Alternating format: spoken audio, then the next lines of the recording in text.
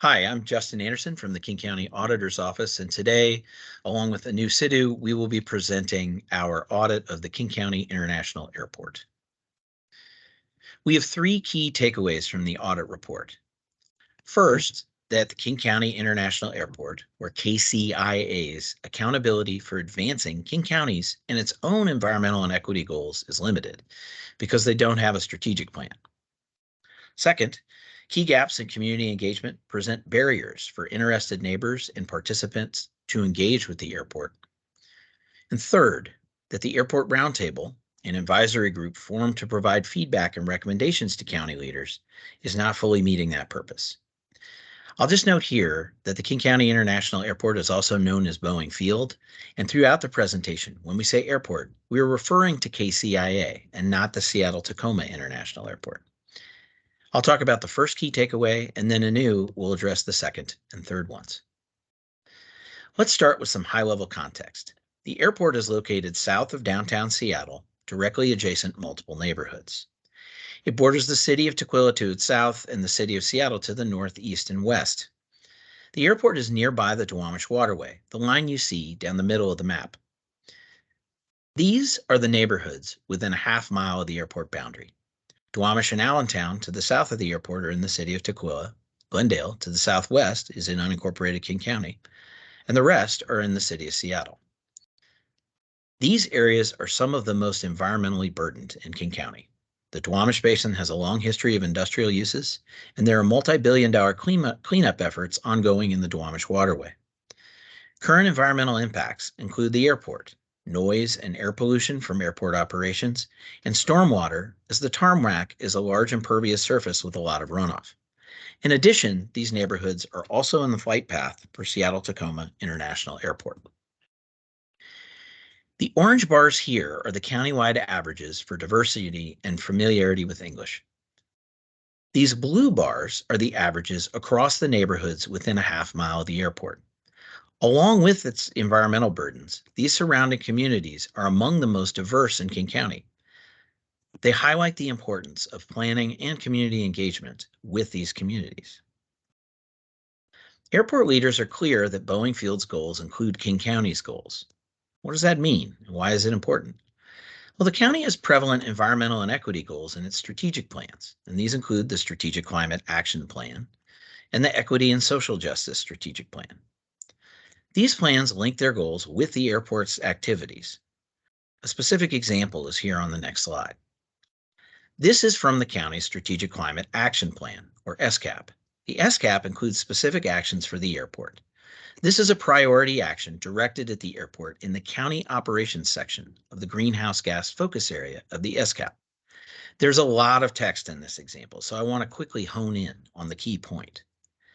The priority action is for the airport to integrate aircraft emissions targets into its plans and operations. But the airport doesn't yet have a plan, a documented approach, as to how it will do that. Similarly, in the ESJ strategic plan, the county intends to engage with communities to address systemic inequities. The plan specifically references the neighborhoods that surround the airport, but the airport doesn't yet have a plan for how it will do so. So why are the airport's efforts unclear, and what can they do about it? Among other things, we looked at peer airports to see how they identify sustainability and equity goals and link them with their activities. Those peers use principles of strategic planning to determine actions and measure their progress. We also found examples of other county functions using strategic planning principles to link county goals with their own efforts. And we learned that the airport's previous strategic plan expired in 2020. Airport leaders readily share actions that are intended to help, but what's missing is how those actions are directly linked to advancing the county's strategic priorities in sustainability and equity, or what its own goals are in those areas. Peers noted that strategic planning is preferable to other methods to address these goals because these efforts are often bigger than capital programs or operations alone. Here's an example of how strategic planning would link goals with the airport's activities. The arrows signify the key elements of strategic planning. Organizations set goals, define objectives, and figure out strategies to reach them, and then measure how those efforts are going. The airport's efforts are disconnected because they don't have a framework linking what they're doing with those larger goals, whether it's the county's or their own. For example, the airport currently has an ongoing sustainability-related strategy in its Airport Carbon Accreditation Program. That program seeks to reduce carbon emissions, and it does so by advancing their accreditation level within the program. Their intent is to achieve Level 4 certification. The why, though, is missing. Level 4 certification means that it is carbon neutral in terms of its own operations. So the goal is really to be a carbon neutral airport by 2030. Placing this at the forefront tells what it is that the airport intends to accomplish with the program and provides accountability on its efforts to reach it. A strategic plan linking the airport's environmental and equity goals puts those efforts in context and provides county leaders and community members the framework to see what their goals are and how their activities relate to them. We also found that the airport isn't effectively communicating its work with community members. Making sure community members have information on the strategies that impact them is key to transparency and a best practice. For example, the Federal Aviation Administration highlights that providing information to residents is key to building trust with community members. One key example where information isn't being shared with residents is the airport's noise management program. The airport tracks noise levels around the airport with the goal to reduce noise, but none of this data is publicly displayed for residents or stakeholders to see whether their noise reduction efforts are working. This may frustrate community members unable to find this information, and best practice from the National Business Aviation Association states that airports should provide this data to communities. Some airports we interviewed as part of our audit said that they publicly display noise data because it helps build community trust. Hence our first recommendation, to create a strategic plan to address sustainability and equity goals. To their credit, the airport has already started on this work, hiring a consultant to begin the planning process. And to help build communications gaps, we recommend that the airport clearly communicate and report on the status of their sustainability and equity related efforts. We also recommend that they publish noise level data on their website. Airport leaders said they are interested in publishing this data, but will need the support of KCIT to do so, which we specify in our report recommendation. With that, I'll hand it over to Anu for the final two key recommendations.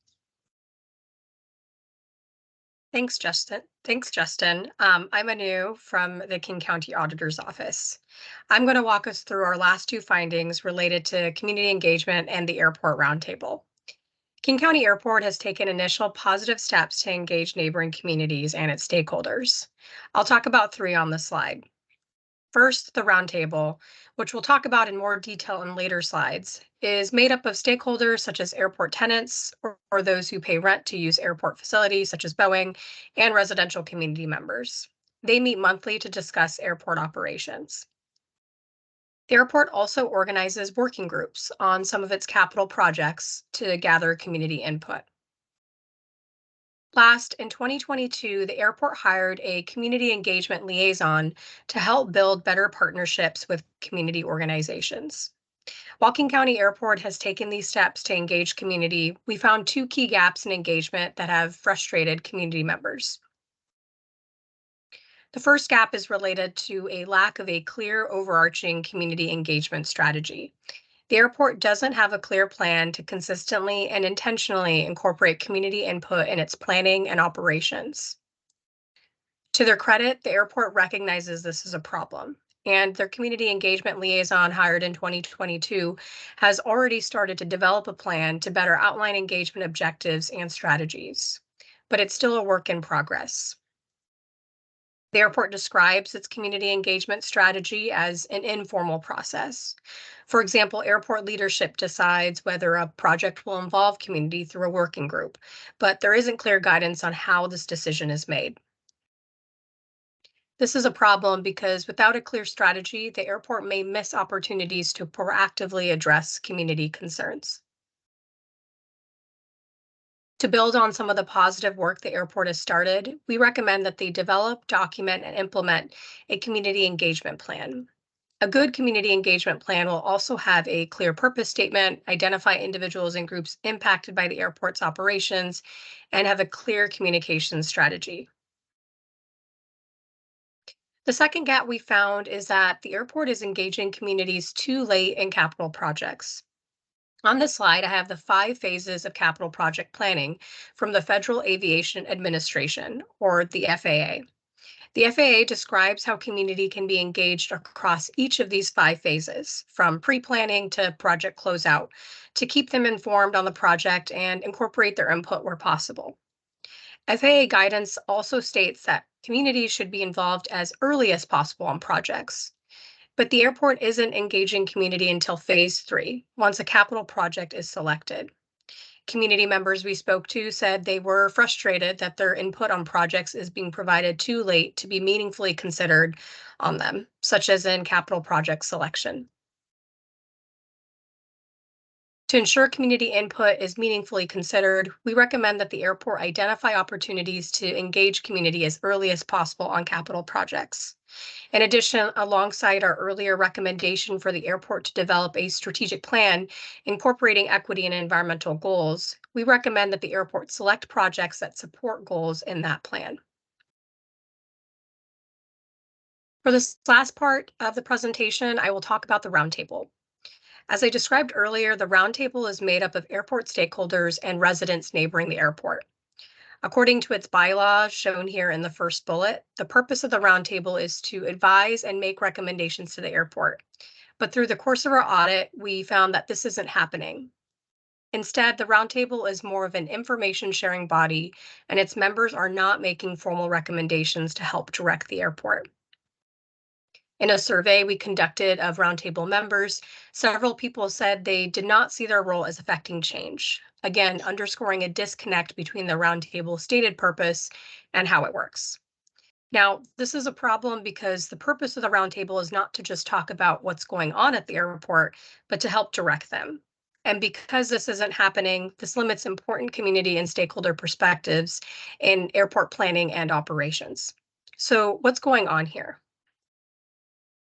The issues with the roundtable are challenging, but we identified a few reasons that contribute to why the roundtable isn't doing what it's meant to do. One reason why the roundtable may not be making formal recommendations is because airport leadership has not provided opportunities for them to do so.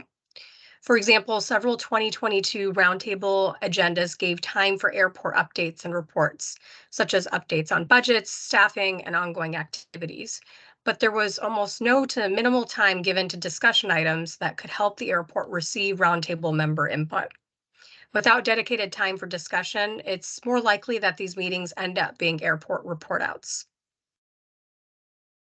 Another reason is that there seems to be limited debate and conversation during roundtable meetings. We observed this during 2 separate meetings we attended. Limited engagement may make it hard to bring important concerns to the forefront, making it difficult to have crucial conversations that could inform airport planning. One reason limited engagement may happen is because airport staff is currently managing work related to the roundtable, and the current roundtable chair is a community representative. So there is no neutral body to help facilitate these meetings. CTAC said they use a third-party facilitator for their meetings to encourage engagement and to help ensure community does not feel that the airport is directing the conversations. Airport leaders indicated that they are supportive of helping the roundtable play a more active role in directing the airport, but have faced challenges figuring out how to get there. We have 2 recommendations to support the roundtable in meeting its goal. The first is to help ensure roundtable recommendations are proposed to and considered by airport leadership, which includes having a clear and intentional process by which recommendations are developed by roundtable members in order to be shared with airport leaders. Our second recommendation is to help address the lack of discussion in meetings by identifying and using an external third party to facilitate roundtable meetings to help guide those difficult conversations that are necessary for meaningful change. To summarize, our findings and recommendations are in 3 main categories. First, since the airport does not have a strategic plan, airport leadership needs to use strategic planning practices to focus environmental and equity efforts. Second, though the airport has taken steps to engage the community, some of this work is ad hoc, and the airport needs to develop a clear strategy for community engagement. And third, while the roundtable is meant to help direct the airport, it isn't doing that. The Airport Roundtable needs support to discuss issues and make recommendations to King County Airport and county leaders, rather than just information sharing. Thanks for listening to our presentation. You can read our full report on our website.